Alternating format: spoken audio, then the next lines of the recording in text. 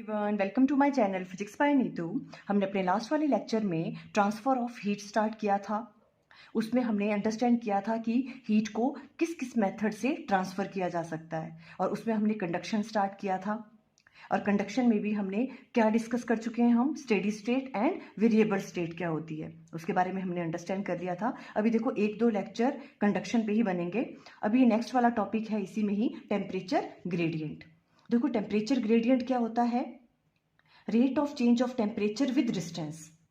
Distance के साथ temperature कैसे चेंज कर रहा है उसे हम कहते हैं टेम्परेचर ग्रेडियंट। ये छोटा सा टॉपिक है, पहले ये देख लो, उसके बाद हम थर्मल कंडक्टिविटी के बारे में अच्छे से अंडरस्टैंड करेंगे। क्या कहा हमने, टेम्परेचर ग्रेडियंट क्या होता है, the rate of change of temperature with distance is called temperature gradient.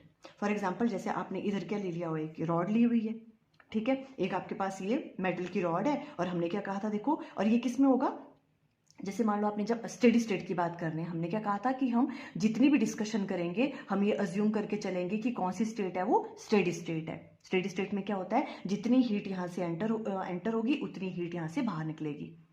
Clear है? ओके, तो देखो स्टेडी स्टेट में क्या है, जैसे फॉर एग्जांपल यहाँ पे 100 डिग्री सेल्सियस है टेम्परेचर, यहाँ 80 है, यहाँ 60 है, यहाँ पे 40 डिग्री सेल्सियस होगा, यहाँ पे ज़्यादा होगा, यहाँ पे कम होगा, है ना। तो अब हमने, अगर हम टेम्परेचर ग्रेडियंट की बात करें तो टेम्परेचर ग्रेडियंट क्या है कि एक गिवन डिस्टेंस में टेम्परेचर किस तरह से चेंज कर रहा है, गिवन डिस्टेंस में टेम्परेचर कैसे चेंज कर रहा है, dt divided by dx, rate of change of temperature with distance. तो देखो अगर हम यहाँ पे ग्राफ बनाए किस किस के बीच में, टेम्परेचर एंड डिस्टेंस के बीच में, तो ग्राफ कैसे बनेगा, देखो इस तरह से बनेगा, है ना। इसका मतलब क्या है कि देखो डिस्टेंस, जैसे देखो ये है डिस्टेंस, है ना, जैसे जैसे डिस्टेंस बढ़ रहा है वैसे वैसे टेम्परेचर की वैल्यू क्या हो रही है, कम हो रही है ना। देखो यहाँ पे अगर इतना हम डिस्टेंस लें तो टेम्परेचर की वैल्यू ये थी, जैसे ही डिस्टेंस बढ़ा टेम्परेचर की वैल्यू क्या हो रही है, कम हो रही है यहाँ पे, है ना। अगर हम इसकी स्लोप लें, देखो ये टेम्परेचर और डिस्टेंस के बीच में ग्राफ है, अगर इसकी हम स्लोप लें तो क्या आएगा, ये वाली portion dt divided by dx आएगा।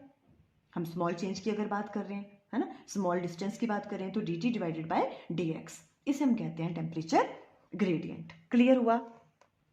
हम देखो यूजुअली इस टेम्परेचर ग्रेडियंट की वैल्यू को नेगेटिव ले लेते हैं, बिकॉज हीट ट्रांसफर होती है high temperature to lower temperature, है ना। तो मतलब डिस्टेंस के साथ साथ टेम्परेचर की वैल्यू क्या हो रही है, कम हो रही है, इसलिए टेम्परेचर ग्रेडियंट की वैल्यू को हम क्या ले लेते हैं, कभी कभी नेगेटिव ले लेते हैं। ये डिपेंड करता है आप किस तरफ से देख रहे हो। अगर आप यहाँ से देख रहे हो, है ना, इस तरह से देख रहे हो, तो क्या हो रहा है, देखो यहाँ पे डिस्टेंस के साथ टेम्परेचर क्या हो रहा है, कम हो रहा है ना। तो टेम्परेचर ग्रेडियंट की वैल्यू को हम क्या ले लेते हैं, नेगेटिव भी ले लेते हैं, minus dt divided by dx। ये छोटा सा टॉपिक था टेम्परेचर ग्रेडियंट, आपको याद रखना है क्या होता है temperature gradient, the rate of change of temperature with distance is called temperature gradient.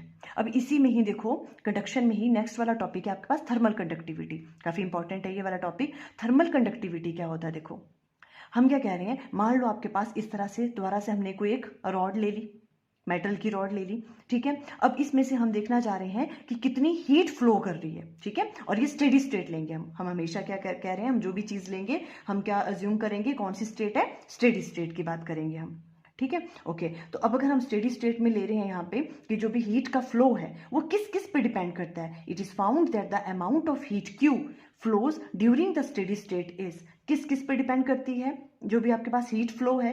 देखो अगर इसका टेम्परेचर मान लो यहाँ पे T1 है और ये T2 है, यहाँ का टेम्परेचर डिफरेंस होगा यहाँ पे, ठीक है, ये हाई टेम्परेचर ये लोअर टेम्परेचर, ये मान लो इसका एरिया है, और इसका जो डिस्टेंस है, ये वाली जो इसकी लेंथ है ये कितनी है रॉड की, x मान रहे हैं हम, है ना। तो जो हीट फ्लो करेगी, जो अमाउंट ऑफ हीट है वो किस किस पर डिपेंड करेगी, देखो किस किस पर डिपेंड करती है, ये एक्सपेरिमेंटली चीज प्रूव हुई है कि जो भी आपके पास Q है, ठीक है, वो किस किस पे डिपेंड करता है, Q is directly proportional to area पे डिपेंड करेगा, है ना। देखो जितना ज्यादा बड़ा एरिया होगा, एरिया अगर ज्यादा होगा, है ना, तो ज्यादा हीट फ्लो करेगी। देखो स्टेडी स्टेट में क्या होता है, जितनी हीट यहाँ से एंटर करेगी उतनी यहाँ से बाहर निकलेगी, है ना। तो वो जो हीट है वो डायरेक्टली प्रोपोर्शनल होगी एरिया के, जितना बड़ा एरिया होगा उतनी ज्यादा हीट एंटर करेगी, है ना। तो Q डायरेक्टली प्रोपोर्शनल होगी A के, मींस A क्या है यहाँ पे, एरिया, ठीक है। और Q is second term, Q is directly proportional to और किसके होगी, टेम्परेचर डिफरेंस के, T1 माइनस T2 के, टेम्परेचर डिफरेंस के डायरेक्टली प्रोपोर्शनल होगी, है ना। ये चीज कैसे अंडरस्टैंड कर सकते हो, देखो मान लो कि यहाँ पे अगर 50 डिग्री सेल्सियस है और यहाँ पर 0 है, ठीक है, तो टेम्परेचर डिफरेंस कितने का हो गया, 50 डिग्री सेल्सियस का। और एक बार अगर आप ले रहे हो यहाँ पे 100 डिग्री सेल्सियस है और यहाँ 0 है, तो टेम्परेचर डिफरेंस कितना हो गया, 100 डिग्री सेल्सियस का। तो किस में ज़्यादा हीट फ्लो करेगी, 100 डिग्री सेल्सियस, जहाँ पे टेम्परेचर डिफरेंस ज़्यादा है ना, वहाँ पे ज़्यादा हीट फ्लो करेगी। तो हीट फ्लो जो है वो किस पे डायरेक्टली किसके प्रोपोर्शनल हो रही है, चेंज इन टेम्परेचर के भी, T1 माइनस T2 के। Clear, okay. अब थर्ड वन क्या है, Q is directly proportional to T, T कहे तो टाइम, है ना, टाइम पे भी डायरेक्टली प्रोपोर्शनल होगी। अब देखो, अगर मान लो यहाँ से जो भी यहाँ पे हीट फ्लो हो रही है, ठीक है, अभी हम देख रहे हैं कि 5 सेकंड में कितनी हीट फ्लो करी, और सेकंड केस है जिसमें हम देख रहे हैं कि 10 सेकंड के लिए कितनी हीट फ्लो करी। तो किस में ज़्यादा हीट फ्लो करेगी, 10 सेकंड में, है ना, बिकॉज टाइम ज़्यादा है। तो heat flow is directly proportional to time. और ये क्या है यहाँ पे आपके पास, टेम्परेचर डिफरेंस। Clear, okay. अब देखो Q इज इनवर्सली प्रोपोर्शनल होगा किसके, इस डिस्टेंस के, है ना। देखो जितनी ज्यादा बड़ी रॉड होगी उतनी ही क्या करेगी, कम हीट फ्लो करेगी, छोटी रॉड होगी तो ज्यादा हीट फ्लो करेगी उससे, तो इनवर्सली प्रोपोर्शनल है इसके, है ना। तो Q is inversely proportional to हो गया आपके पास X। ये सब चीजें क्लियर हुई, ठीक है। अब इनको हम कंबाइन कर लेंगे सबके सबको, तो हम क्या राइट डाउन कर सकते हैं यहाँ पे, Q is directly proportional to, किस तरह से हम राइट डाउन करेंगे, यहाँ आ जाएगा A और यहाँ आ गया T1 माइनस T2, ठीक है, डिवाइडेड बाय यहाँ पे कितना आ जाएगा X और यहाँ पे आ जाएगा टाइम। इस तरह से हम राइट डाउन कर सकते हैं। अब देखो, अगर यहाँ पे हम प्रोपोर्शनलिटी साइन यहाँ पे हटता है तो क्या इंट्रोड्यूस होगा यहाँ पे, कांस्टेंट ऑफ प्रोपोर्शनलिटी K, इसे हम कहते हैं कोफिशिएंट ऑफ थर्मल कंडक्टिविटी, या आप इसको थर्मल कंडक्टिविटी भी कह सकते हो, ठीक है। K और साथ में आ जाएगा A, यहाँ आ गया T1 minus T2 divided by आ जाएगा आपके पास X और साथ में आ जाएगा K को हम क्या कहते हैं, थर्मल कंडक्टिविटी, या तो फिर हम इसे कहेंगे कोफिशिएंट ऑफ थर्मल कंडक्टिविटी। अब देखो ये जो K है ये किस पे डिपेंड करता है, ये मटेरियल पे डिपेंड करता है। हर मटेरियल के लिए K की वैल्यू क्या होगी, अलग अलग होगी, ठीक है। ये किस पे करता है, नेचर ऑफ मटेरियल पे डिपेंड करती है K की वैल्यू। फॉर एग्जाम्पल जो आपके पास वुड है, ठीक है, वुड के लिए K की वैल्यू क्या होगी, कम होती है। और अगर हम एल्यूमिनियम की बात करें तो उसके लिए K की वैल्यू क्या होगी, ज्यादा होगी। इसका मतलब क्या है, एल्यूमिनियम क्या होगा, good conductor of heat, and would क्या है, ज्यादा अच्छा कंडक्टर नहीं है एल्यूमिनियम के कंपैरिजन में हीट का। तो क्या कहा हमने, जितनी ज्यादा K की वैल्यू होगी किसी भी मटेरियल की, है ना, तो उसमें से उतनी ही ज्यादा हीट फ्लो करेगी।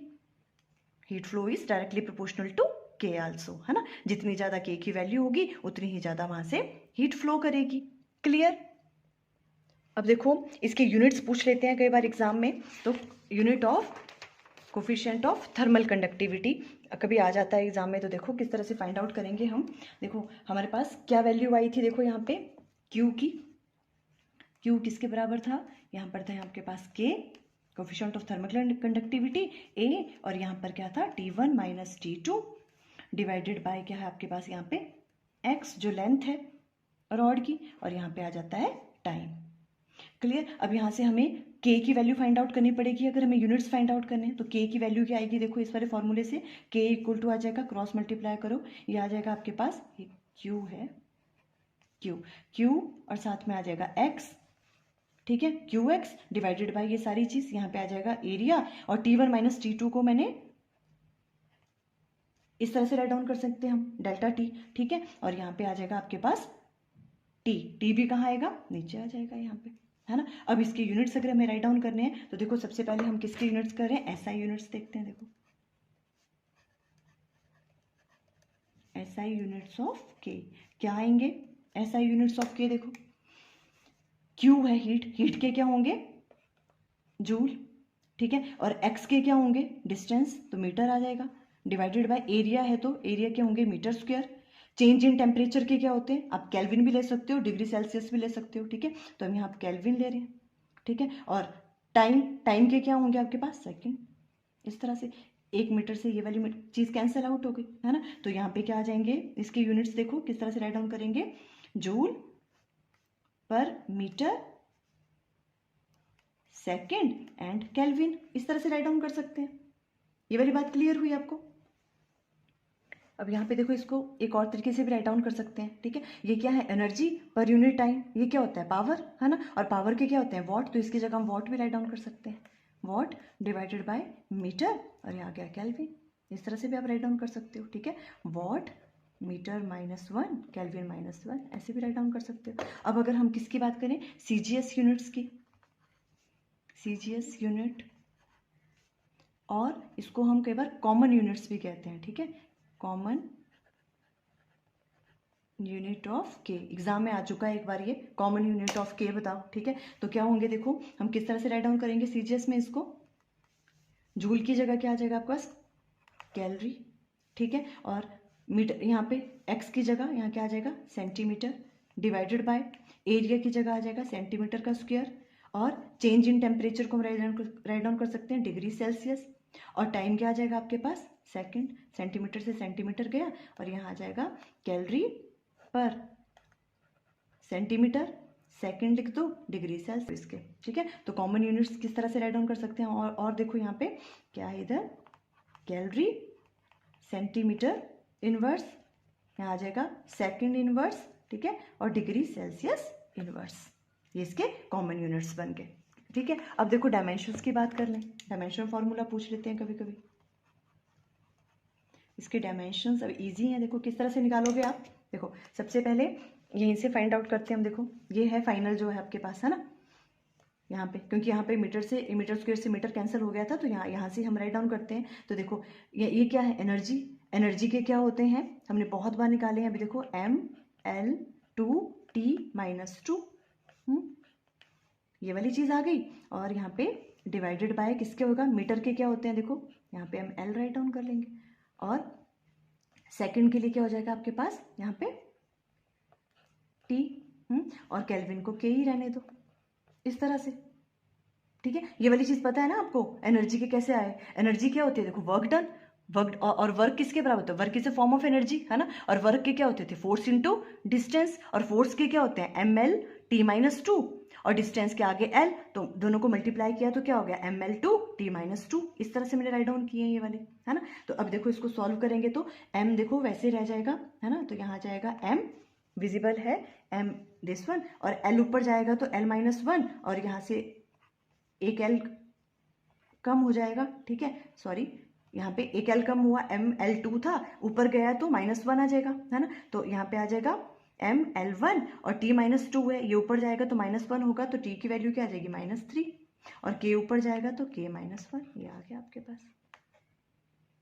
क्लियर है किस तरह से हम राइट डाउन कर सकते हैं इसके डायमेंशंस, mL/T-3, K-1, इस तरह से राइट डाउन कर लो आप, इसके डायमेंशन फॉर्मूला आ गए, इजी।